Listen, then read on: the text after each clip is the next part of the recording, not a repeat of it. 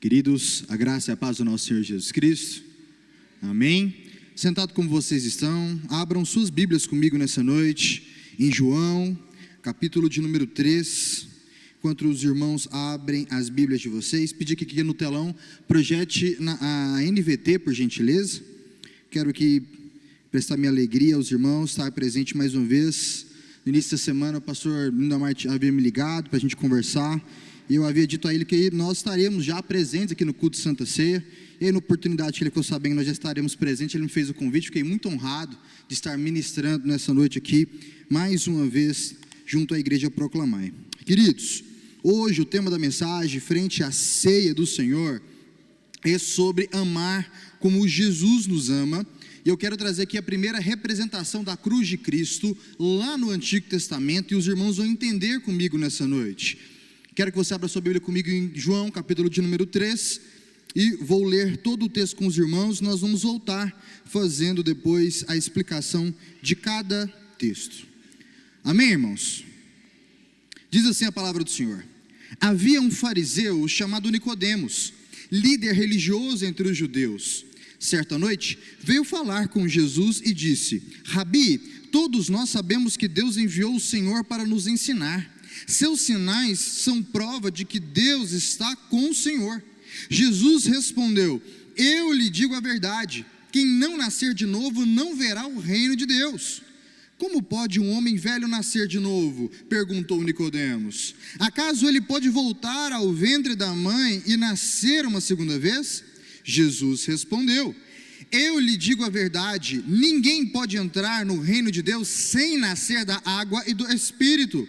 Os seres humanos podem gerar apenas vida humana, mas o Espírito dá à luz vida espiritual. Portanto, não se surpreenda quando eu digo, é necessário nascer de novo. O vento sopra para onde quer. Assim como você ouve o vento, mas não é capaz de dizer de onde vem nem para onde vai, também é incapaz de explicar como as pessoas nascem do Espírito. Como pode isso? Como pode ser isso? Perguntou Nicodemos. Jesus respondeu: você é um mestre respeitado em Israel e não entende essas coisas? Eu lhe digo a verdade, falamos daquilo que sabemos e vimos. No entanto, vocês não creem em nosso testemunho. Se vocês não creem em mim quando falo de coisas terrenas, como crerão se eu falar das coisas celestiais? Ninguém jamais subiu ao céu, exceto aquele que de lá desceu, o Filho do Homem. E como Moisés no deserto levantou a serpente de bronze numa estaca, também é necessário que o Filho do Homem seja levantado, para que todo que nele crer tenha a vida eterna. Porque Deus amou tanto o mundo que deu seu Filho único, para que todo aquele que nele crer não pereça, mas tenha a vida eterna. Deus enviou o seu Filho ao mundo não para condenar o mundo, mas para salvá-lo por meio dele. Não há condenação alguma para quem crê nele, mas quem não crê nele já está condenado por não crer no Filho único de Deus. E a condenação se baseia nisto: a luz de Deus veio ao mundo, mas as pessoas amaram mais a escuridão que a luz, porque seus atos eram maus. Quem pratica o mal odeia a luz e não se aproxima dela, pois teme que seus pecados sejam expostos. Mas quem pratica a verdade se aproxima da luz, para que outros vejam que ele faz a vontade de Deus. Amém, meus irmãos? Quero que você abaixe sua cabeça mais uma vez comigo. Espírito Santo de Deus, eu te peço nesse momento que o Senhor, o verdadeiro e único intérprete das Escrituras, ilumine a nossa mente nessa noite e aqueça o nosso coração para a compreensão das Sagradas Escrituras, que é palavra do Senhor revelada para nós, no nome santo de Jesus. Amém? Irmãos amados, noite de Santa Ceia, noite de celebrarmos o sacrifício de Jesus Cristo, que por meio dele nós somos salvos. Isso todos nós já sabemos. A questão não é porque nós vivemos religiosamente, ou podemos também começar a tratar Jesus como um ídolo, e eu vou explicar adiante isso para vocês, que necessariamente temos vivido a vida que Jesus quer que vivamos, Hoje é uma noite de pensarmos nisso, independente do tempo de fé que você tenha. Será que onde você está, o que você está fazendo, como você tem conduzido a sua vida, é a maneira que você planejou, você conduziu até aqui, ou você tem expectativas, ou é a maneira que o Senhor tem conduzido e sonhou para você? São perguntas que a gente aprendeu a fazer porque o pregador fala no púlpito, mas dificilmente nós encaramos isso com personalidade e verdade, porque nós tememos algo que nós não conhecemos. Muitos são os crentes que podem dizer que não conhecem a voz do Espírito Santo de Deus.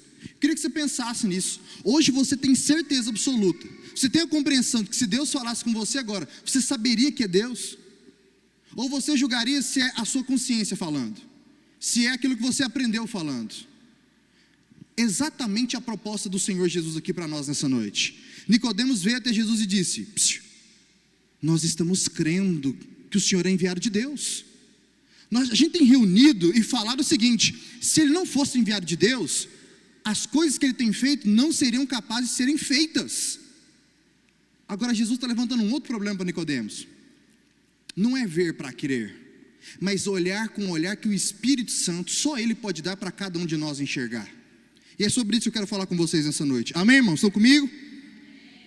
Quero que vocês venham a partir do versículo 2 comigo aqui. Ele diz o seguinte, lá a partir dos 2 pontos: Rabi, todos nós sabemos que Deus enviou o Senhor para nos ensinar. Seus ensinos são prova de que Deus está com o Senhor. Atenção, queridos, olha o que ele está dizendo. Nós cremos que você é um enviado de Deus para nos ensinar. Ele não está dizendo, nós cremos que você é o Messias. Eles não estão dizendo, nós cremos que você é o Filho de Deus encarnado. Ele está dizendo, nós já agravamos que você é enviado de Deus. E Jesus está ouvindo isso. E é isso que eu quero que vocês entendam aqui. Olha só, Jesus então responde para ele: eu lhe digo a verdade, quem não nascer de novo não verá o reino de Deus. Porque o Nicodemos, irmãos, não está falando através do Espírito da verdade. Ele está falando a partir de uma conclusão humana. Eles estão reunindo, julgando e dizendo: olha, este homem é enviado de Deus. Os ensinos deles fazem sentido, mas são incapazes de humanamente olhar e falar: esse é o Filho de Deus encarnado, esse é o Messias prometido. Isso eles não têm capacidade de enxergar, irmãos. E é isso que Jesus está falando. Se vocês não nascer de novo, você vai ser incapaz de interpretar o que está acontecendo diante de você. Nicodemos tinha certeza que ele estava sentado diante de um grande rabi, de um homem de Deus, mas até esse momento ele jamais interpretou que era o Filho de Deus encarnado. Esse é o perigo, irmão, de vivermos aqui reunidos diante de um Deus que nos foi apresentado. Nós sentamos, nós julgamos, nós falamos, mas nós somos incapazes de senti-lo, de discerni-lo, de ouvir falar. Isso porque é necessário nascer de novo. Amém, irmãos? Aí Nicodemos pergunta com toda a sua sapiência, o príncipe dos fariseus: como pode um homem velho nascer de novo? Perguntou Nicodemos. Acaso ele pode voltar lá para o ventre da mãe dele e nascer uma segunda vez? Jesus respondeu para ele: eu lhe digo a verdade, Nicodemos, ninguém pode entrar no reino de Deus sem nascer da água e do Espírito. Os seres humanos podem gerar apenas vida humana, mas o Espírito dá à luz a vida. O que, irmão, está escrito aqui? O que está escrito? Então vocês não estão comigo. Bom, eu estou no versículo, acompanha comigo na sua Bíblia, por gentileza. Vamos lá?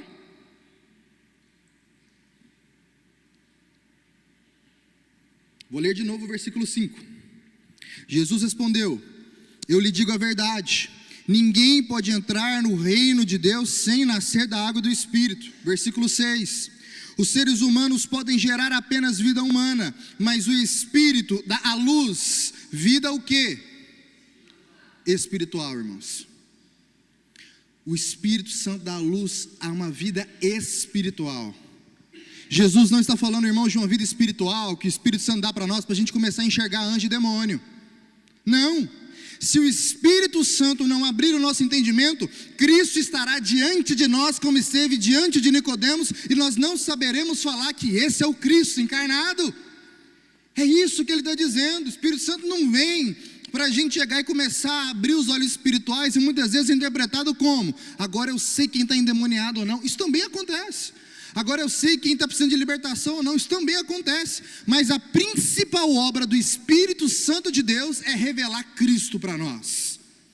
Isso é ser nascido de novo, é interpretar Cristo não apenas do lado de fora, como Nicodemos precisava interpretar, irmãos, mas agora nós aqui precisamos interpretar Cristo lá de dentro. Isso é ainda mais difícil, quando nós estamos vindo para a igreja, repetindo versículos, que não vivemos mais nós mesmos, mas Cristo é que vive em nós, como Paulo estava ensinando. A gente sabe repetir essas coisas, mas quantos de nós somos capazes de viver essas coisas? Nós somos capazes de repetir o ensino dos apóstolos, mas para poder interpretá-lo, nós precisamos do Espírito Santo de Deus iluminando a nossa mente, igreja querida. Nós precisamos que o Espírito Santo acenda e dê luz à nossa mente para interpretar essas coisas. Senão, amada igreja, nós viveremos como Nicodemos. A gente pode ir no mais profundo estudo bíblico e no fim não entender nada, porque o nosso pressuposto ele é humano e não é espiritual. O Espírito Santo é quem testifica as obras de Cristo para nós, amém? Ele vai dizer o seguinte para nós, versículo de número 7: portanto, não se surpreenda quando eu digo, é necessário o que, igreja? Nascer de novo. E nós precisamos ansiar por isso, irmãos, diariamente, irmão Joaquim. Eu quero nascer de novo, eu quero nascer de novo, eu preciso nascer de novo. E quando é que nós temos essa elucubração na mente? Quando é que essa coisa acende na mente da gente? Quando a gente começa a olhar para dentro, menos para fora. Todo mundo aqui com certeza consegue olhar para o irmão e ver uma debilidade nele. Mas quantos encaram de mesma maneira veemente os pecados internos? Porque é isso que Jesus está falando para Nicodemos. Todos temem a verdade, porque ela lança luz sobre os pecados. Nós temos medo que Jesus mostre para nós que nós somos muito piores do que a gente acha que é. A gente sabe que é ruim, a gente sabe que precisa de Jesus, mas a gente não imagina o quanto. E só Cristo pode nos salvar de nós mesmos, irmãos. Só Cristo pode testificar as obras dele e nos mostrar o quão incapazes somos de crer, se Cristo não nos der fé para crer. Se o Espírito Santo não iluminar a sua mente para acreditar. É necessário nascer de novo, para que você volte a tocar no cálice, tocar no pão e chorar dizendo: esse é o sangue vertido na cruz, por culpa dos meus pecados. Temos falado de amor, de graça, que é a verdade do Evangelho para nós, mas nos esquecemos que esse amor teve um custo, pela culpa dos nossos pecados. O sangue foi derramado, a carne foi cortada pela culpa dos nossos pecados. Só que a gente não quer chegar desse jeito diante da ceia mais não. É quase que a gente chega aqui e participa como assim, Jesus fez porque quis.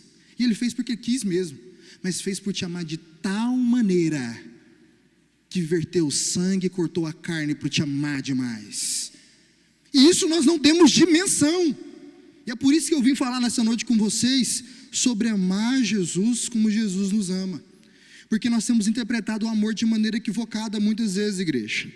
Olha só, ele diz o seguinte, versículo de número 8: o vento sopra para onde quer, assim como você ouve o vento, mas não é capaz de dizer de onde ele vem nem para onde vai. Também é incapaz de explicar como as pessoas nascem do Espírito. Como pode isso? Perguntou Nicodemos. Então Jesus respondeu: você é um mestre respeitado em Israel e não entende essas coisas? Gleides, o Senhor está mostrando para nós, a gente pode insistir, perder os cabelos de tanto pensar, e nós não vamos chegar numa conclusão plausível daquilo que Cristo quer, se o Espírito Santo não vier e revelar para a nossa mente. É impossível, porque o verdadeiro intérprete das Escrituras tem sido esquecido no meio da igreja. Este é o Espírito Santo de Deus. O esforço físico, muitas vezes tem feito que sem a presença do Espírito, o teólogo erre. Mas também sem a presença do Espírito, os irmãos que devem se dedicar na leitura bíblica, pela falta de compreensão, abandonam a leitura.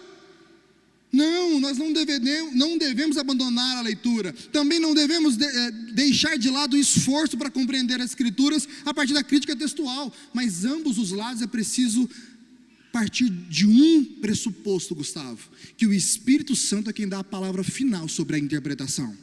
O Espírito Santo é quem dá a cartada final sobre o que nós estamos compreendendo. E ele testifica isso de uma maneira, Colossenses 3,15, pela paz no meio da comunidade. Pessoas diferentes, com níveis escolares diferentes, têm paz na interpretação bíblica, e quem faz isso é o Espírito Santo, porque nós somos incapazes de falar na mesma língua no tempo que nós vivemos. A gente fala uma coisa tão certeira e as pessoas ainda interpretam errado.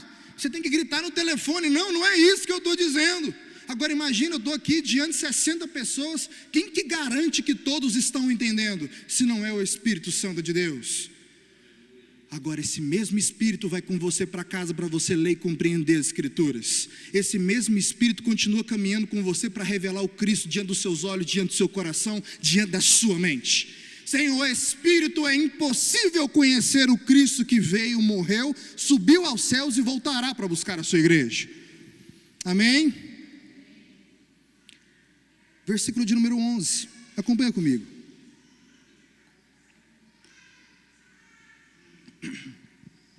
Eu lhe digo a verdade, falamos daquilo que sabemos e vimos, no entanto, vocês não creem no nosso testemunho. O que Jesus está fazendo aqui, irmãos? Colocando dois pontos na palavra de Nicodemos lá em cima. Nicodemos falou assim: nós estamos crendo no seu testemunho. Ele falou: vocês creem que eu sou um mestre enviado pelo Senhor, mas vocês não estão crendo que eu sou o Filho de Deus encarnado. Vocês não creem no meu testemunho como um Messias, vocês creem no meu testemunho como um rabino, como um mestre. Se vocês, versículo 12, não creem em mim quando falo de coisas terrenas, como crerão se eu falar de coisas celestiais? Ninguém jamais subiu ao céu, exceto aquele que de lá desceu, o Filho do homem. E como Moisés no deserto levantou a serpente de bronze numa estaca, também é necessário que o Filho do homem seja levantado, para que todo aquele que nele crê tenha a vida eterna. E aqui, irmãos, quero levar vocês para Números, capítulo de número 21, versículo de número 4.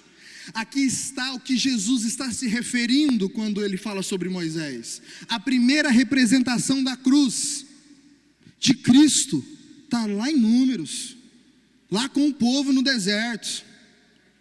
Olha o que ele diz até o versículo 9. Em seguida, partiram do monte Or e tomaram o caminho para o mar Vermelho, a fim de contornar a terra de Edom, mas o povo ficou impaciente.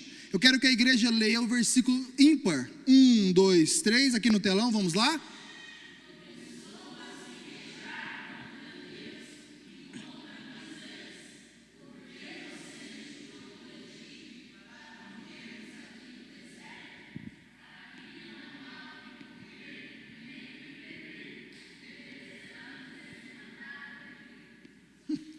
Vamos lá, versículo de número 6.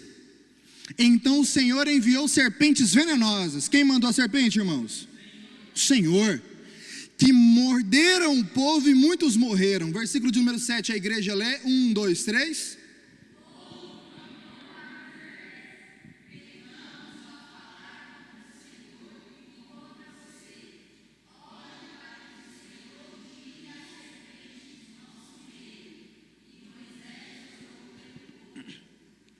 O Senhor lhe disse: faça réplica de uma serpente venenosa e coloque-a no alto de um poste. Todos que forem mordidos viverão se olharem para ela.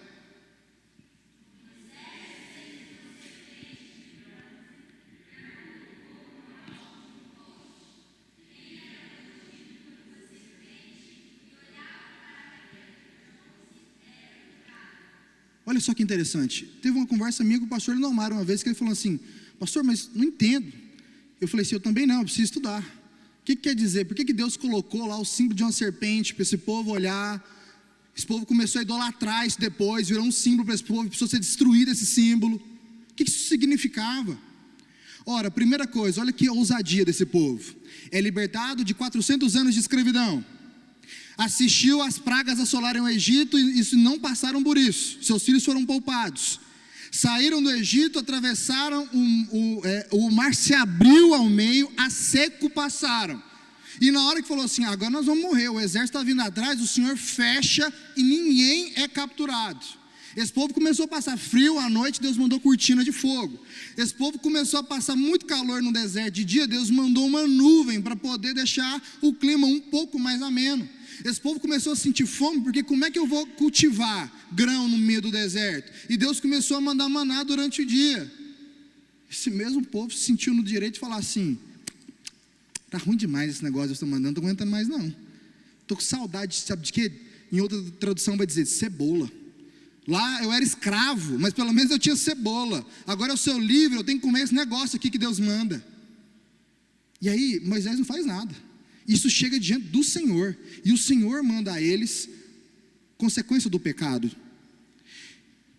E aqui, por que o Senhor Jesus cita isso?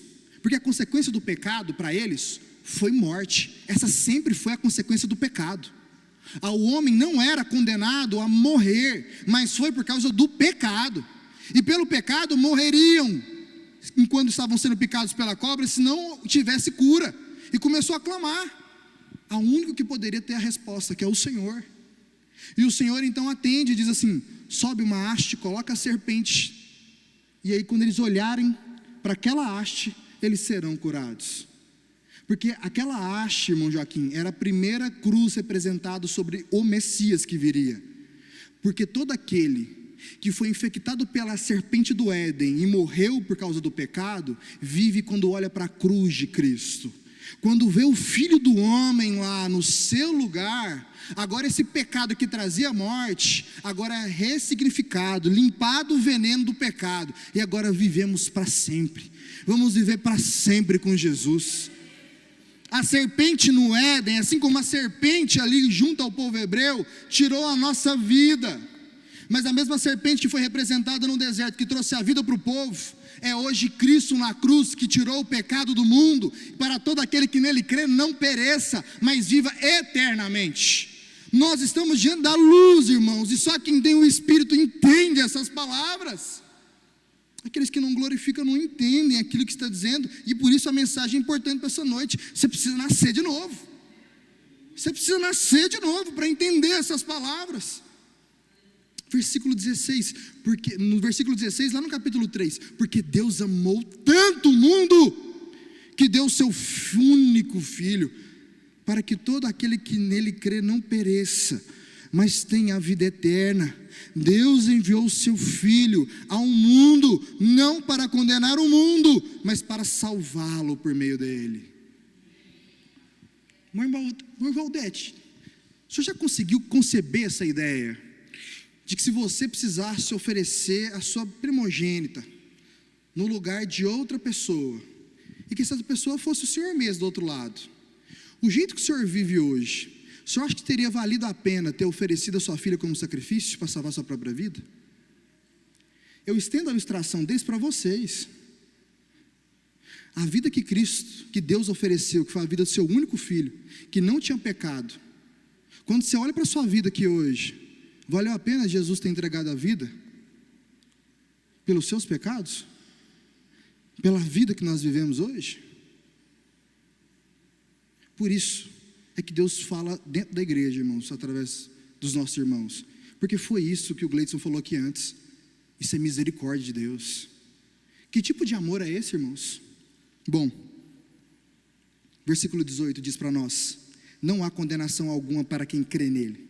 Mas quem não crê nele já está condenado por não crer no único Filho de Deus. E aí, irmãos, a gente tentou explicar tanto o amor ao longo dos anos por meios que o Senhor não disse que era. Vou dar alguns exemplos para vocês. A gente começou a falar sobre o amor na perspectiva dos gregos. Não, isso aqui não é aula de academia não, mas você precisa ouvir isso aqui. Porque muitos pastores ao longo dos anos passaram nos púlpitos, eu também. Quem está começando também passa por isso. De achar que o conhecimento não está no espírito, o conhecimento está nos gregos, está na filosofia. Aí a gente vinha aqui para o público e falava, irmãos, tem os amores, e esses amores são, o primeiro é eros, é o tipo de amor que é paixão, ele é atração, É o tipo de sentimento que o rapaz sente pela moça, é o desejo. Aí tem o outro amor, que é o filia, que é aquela amizade profunda, amizade até citada na Bíblia, de amigos que são até mais chegados do que irmãos. Aí tem outro amor que a gente passou a citar também, que é o storge, que é o amor familiar. Tem gente que você fala assim, gente, se eu não fosse parente, eu não convivia, não vale a pena. Mas por que convive? É porque é da família. Esse amor para o grego é o storge, é o familiar. Depois tem o ágape, que todo mundo atribuiu ao amor de Deus, que é o amor incondicional e divino. Porque a gente fala assim, o amor de Deus é o amor ágape, um amor incondicional. O ludus é um amor brincalhão, de quem ama e brinca com quem ama. Tem o pragma, que é um amor prático e duradouro, que é quem não entrega flores, mas está sempre lá em ato de serviço, cuidando daquela pessoa.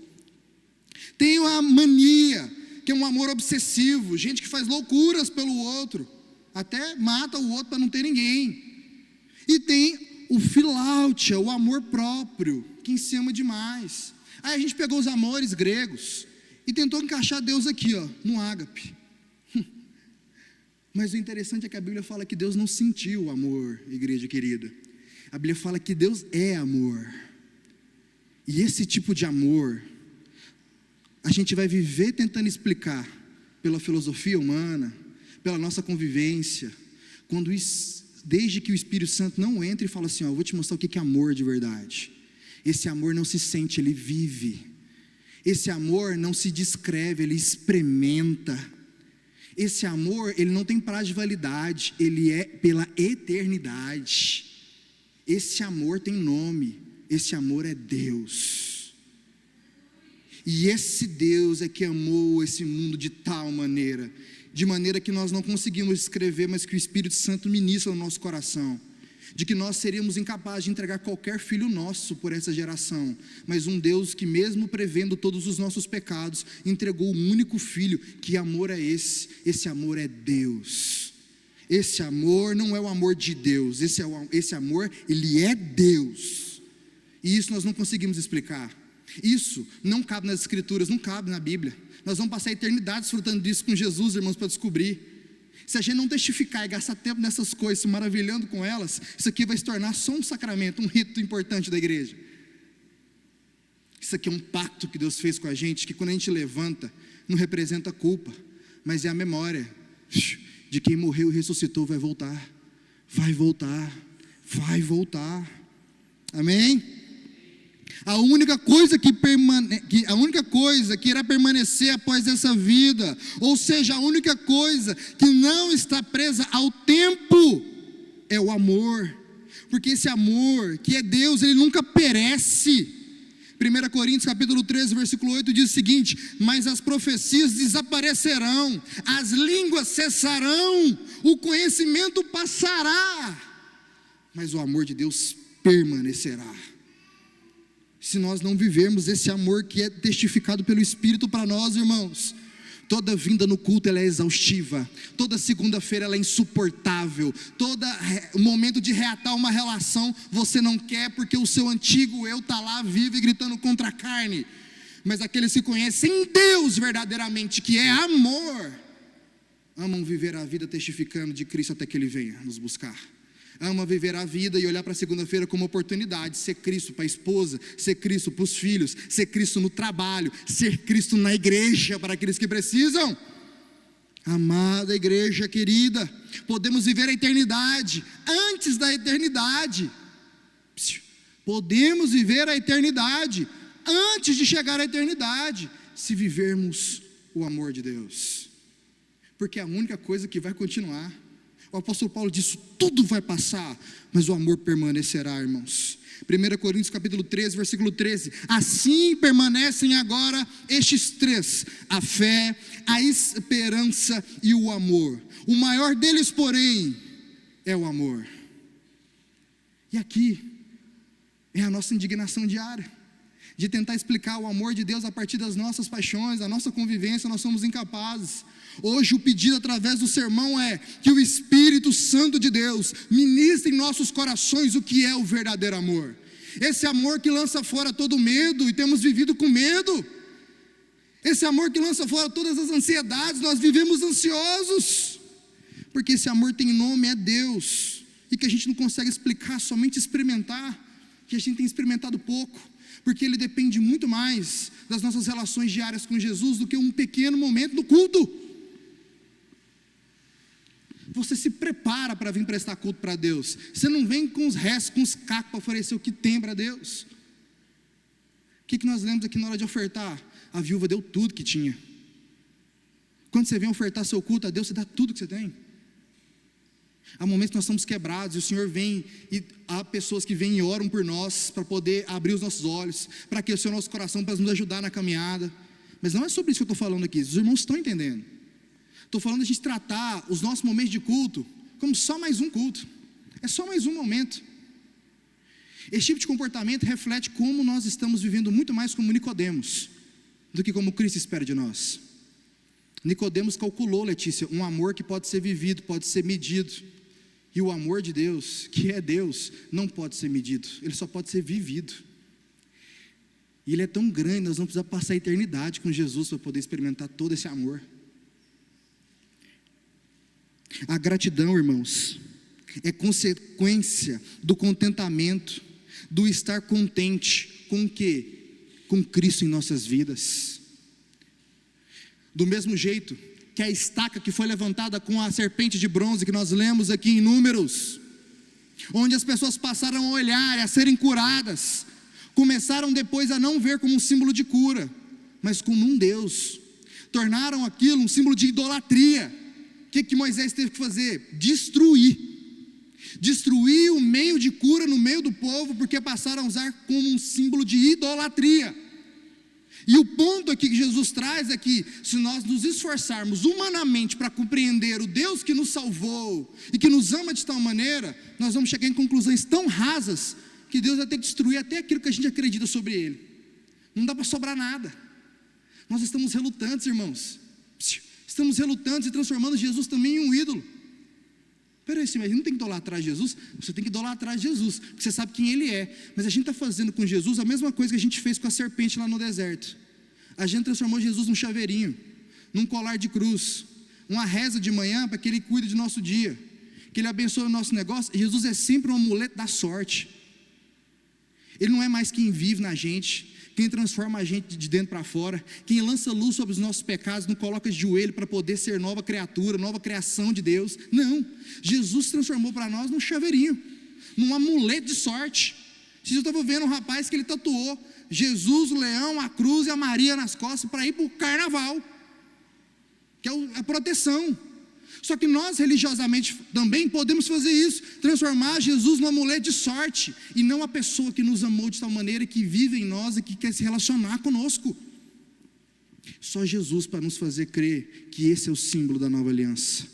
Só Jesus para nos fazer crer que esse sangue foi poderoso para poder me purificar de todos os meus pecados cometidos. Só Jesus para poder me fazer crer que Ele está aqui presente agora, ministrando os nossos corações e nos convencendo da verdade. Só Jesus para fazer com que nós nasçamos de novo.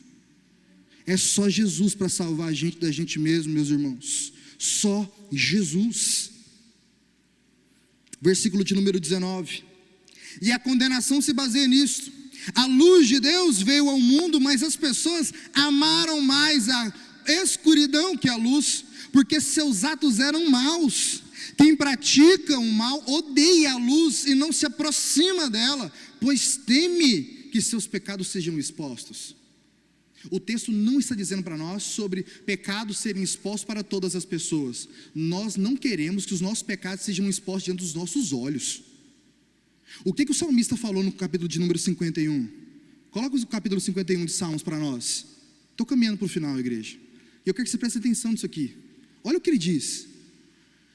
Tem misericórdia de mim, ó Deus, por causa do teu amor, por causa da tua grande paixão. Apaga as manchas da minha rebeldia. Lava-me de toda a minha culpa, purifica-me do meu pecado. Pois reconheço minha rebeldia, e meu pecado o que, irmãos? Me persegue o tempo todo. Numa outra tradução vai dizer o seguinte para nós: e o meu pecado está sempre diante de mim. Ele está dizendo: Deus tem misericórdia, porque tudo que eu vejo é o meu pecado. Deus tem misericórdia, que eu não vejo outra coisa que a minha transgressão diante do Senhor. O que Jesus está apontando para Nicodemos? Nós não queremos a luz, porque é exatamente isso que ela vai fazer. Quando o profeta chega diante dele e acusa o seu pecado, ele não consegue enxergar outra coisa. Nós não queremos profetas que venham para cima da tribuna mais para poder contar sobre os nossos pecados, que a gente tem que lutar contra. Nós não queremos pessoas que chegam diante de nós e falam: deixa eu te falar, você é muito orgulhoso, você é muito fofoqueiro. Você não consertar a sua boca, deixa eu te lembrar uma coisa: sem santidade ninguém vai ver o Senhor. Você precisa enfrentar isso. E aí? Casca fora muito rápido. Fica irado muito rápido. Porque todos aqueles que amam mais seus pecados do que a luz, rejeitam-na. E Jesus está dizendo: e todos aqueles que amarem mais seus pecados do que Deus, do que a luz, esses não estarão com Cristo. Esses não viverão eternamente com Deus. E hoje nós estamos diante do nosso passe. O nosso passe da nossa aliança, para lembrarmos que foi por causa do sacrifício de Jesus que nós viveremos eternamente com Deus. Ao tocar, irmãos, quem é digno de tocar no cálice, no pão, é aqueles que estão dizendo para si mesmos: eu prefiro que Cristo coloque os meus pecados diante de mim e eu os enfrente, do que viver no pecado e não conhecer Cristo face a face. Aqueles que tomam dignamente, aqueles que anseiam em serem livres de si mesmos, não vivendo segundo as paixões da carne, mas segundo a vontade do Espírito Santo de Deus. O Espírito que testifica a verdade do Senhor para nós. Por isso, irmãos, a leitura dessa noite é nos fazer pensar. Talvez há pessoas aqui que não precisam de um apelo, entregar de novo a vida para Jesus, como fez assim umas 30 vezes ao longo da vida. Você precisa hoje fazer uma aliança no seu coração com Jesus. Você precisa hoje nascer de novo, mas não é do batismo, você já foi batizado uma vez, 2 vezes, em 3 igrejas diferentes. Você precisa nascer do Espírito Santo de Deus. Aquele que nasce do Espírito Santo de Deus entende as palavras que foram ministradas nessa noite, entende as palavras que são ministradas no culto de ensino na quarta-feira, entende as palavras quando o pastor fala assim: irmãos, nós precisamos orar, vamos orar. Nós temos que viver segundo esse amor, meus irmãos, segundo a vontade de Deus. Esse amor que foi tão grande, que foi capaz de fazer um sacrifício que nenhum de nós faríamos, principalmente quando nós olhamos para a vida que temos vivido. Quero que você se ponha de pé nesse momento, quero fazer uma oração com você. Eu quero dizer algumas palavras, eu quero que você repita elas comigo. Diga em alto e bom tom. Fala: Senhor, eu sei que a condenação se baseia nisso. Não amar o Senhor acima de todas as coisas. Espírito Santo de Deus, lança luz sobre os meus pecados. Espírito Santo de Deus, me ensina o que é ser Cristo aqui na terra, para aqueles que ainda não receberam Cristo em suas vidas. Senhor, nós te entregamos esse momento diante do Senhor, e eu creio, ó Pai, que tua palavra ela foi ministrada, mas só o Espírito Santo de Deus para conduzir o entendimento de cada um de nós. Deus, nos ajude a compreender nessa vida que o Senhor é o amor. O Senhor não sente amor, o Senhor é o amor. E esse amor, ó Pai, nós basicamente temos vivido e falado sobre ele, mas praticamente desconhecemos, porque nossos temores e ansiedades têm sido maiores do que esse amor. Senhor, nossa maneira de lidar com o nosso próximo tem sido muito menor do que aquilo que o Senhor espera de nós, porque não temos vivido segundo esse amor, que é operado em nossas vidas através da pessoa de Cristo. E sem Cristo, sem o verdadeiro Cristo revelado para nós pelo Espírito, nós jamais viveremos esse amor. Tenha misericórdia de nós, Jesus. Perdoa os nossos pecados, nos ajude a perdoar os nossos irmãos, nos dê clareza daquilo que nós precisamos revogar, falar em voz alta pecados que cometemos de maneira gritante diante do Senhor, mas no fim a gente age como se ele fosse pequeno demais, a gente ignora, e é tudo que Satanás, o inimigo das nossas almas, quer, que nós ignoremos os nossos pecados, que nós ignoremos aquilo que o Espírito Santo tem trazido luz e falado. Ame, perdoe, seja fiel até a morte, que não rejeitemos, ó Pai, a voz do Teu Santo Espírito, porque a Tua palavra nos diz que as verdadeiras ovelhas, as ovelhas de Cristo, reconhecem a voz do seu verdadeiro pastor. Que sejamos nós, ó Pai, as verdadeiras ovelhas do Senhor, para a honra e glória do Teu santo nome, até o dia que o Senhor volte e nos chame para vivermos com o Senhor eternamente. Em nome de Jesus, amém. Eu agradeço a oportunidade, pastor.